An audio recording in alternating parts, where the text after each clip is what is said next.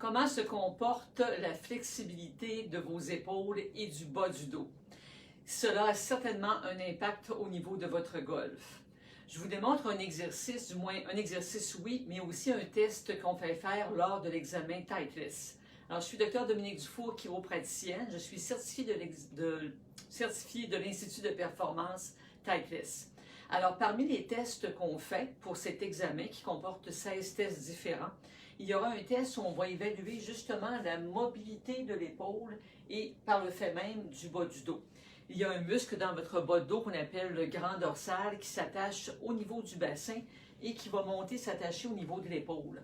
Alors, s'il y a une restriction dans la mobilité du bassin, dans la flexibilité de ce muscle-là, ou encore un problème au niveau de l'épaule, c'est sûr qu'au niveau de l'élan, il y aura une difficulté parce qu'on va, si votre corps perçoit, parce que le corps le perçoit même souvent avant qu'on en ait le feeling ou les douleurs qui pourraient s'en suivre, mais si on ressent une limitation, à ce moment-là, on va soit arquer le dos, s'élever trop rapidement, on va perdre, on va compenser pour l'équilibre, la stabilité du bas de dos pour essayer d'aller donner un peu plus de mobilité au niveau du haut du corps.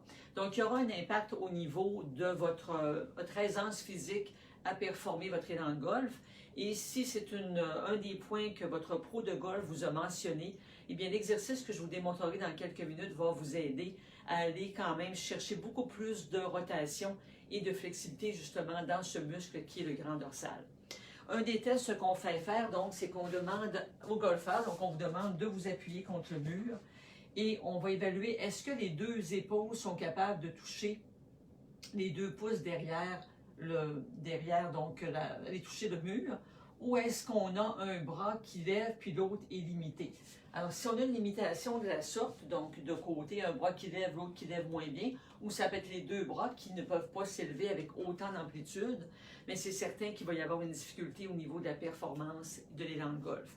Donc, ce qu'on veut, c'est graduellement vous aider à aller chercher millimètre par millimètre d'amélioration au niveau de cet élan-là, évidemment de cette mobilité de l'épaule et du bas du dos pour donc plus de plaisir au golf parce qu'on aura de meilleures performances.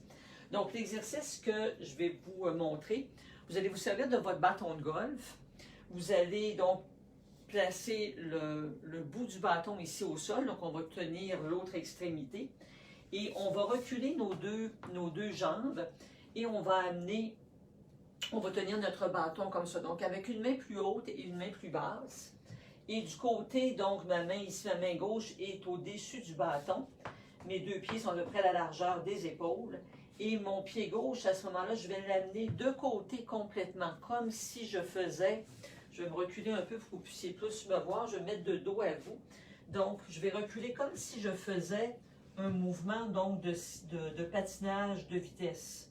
Donc, je vais aller tirer comme ça toute la bande sur le côté, donc, partir de l'épaule jusque dans le bas de dos. Et une fois qu'on aura tenu, donc, 30 secondes dans cette position, on va inverser nos mains. Et ce sera donc l'autre pied qui va aller complètement de côté. Donc là, je sens tout l'étirement qui part de derrière l'épaule et qui va jusqu'au niveau du bassin. Donc, un exercice comme de patineur de vitesse d'un côté à l'autre. On ne va pas à la vitesse que je fais là, évidemment, mais on va tenir une fois le maximum d'étirement qu'on va ressentir. On va tenir cette position-là quand même un bon 20-30 secondes pour que ça devienne plus efficace. Je vous invite à cliquer sur le lien au-dessus de la vidéo parce que vous recevrez d'autres exercices et entre autres l'exercice que je vous décris actuellement, vous le recevrez dans le cadre de mes courriels périodiques où vous pourrez donc avoir un peu plus de détails sur la façon d'exécuter ce mouvement-là.